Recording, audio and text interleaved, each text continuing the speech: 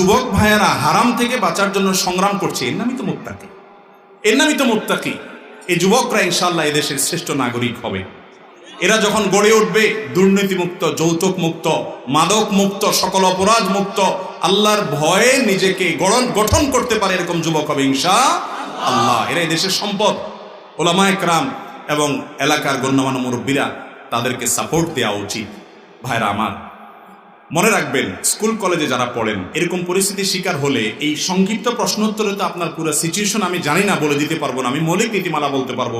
ওস্তাদ হারুন শাহ হুজুর আছেন, আরো যে সমস্ত ওলামায়ে কেরাম এলাকাতে আছেন, তাদের সাথে সাক্ষাৎ করে নিজের পুরো অবস্থা বলে তারপর সমাধান নেবেন। হুট করে আপনি শিক্ষা ধারা বন্ধ করে দিয়ে আপনি বের হয়ে আসলেই যে আপনি নাজাত পেয়ে যাবেন, ব্যাপারটা সেরকম না।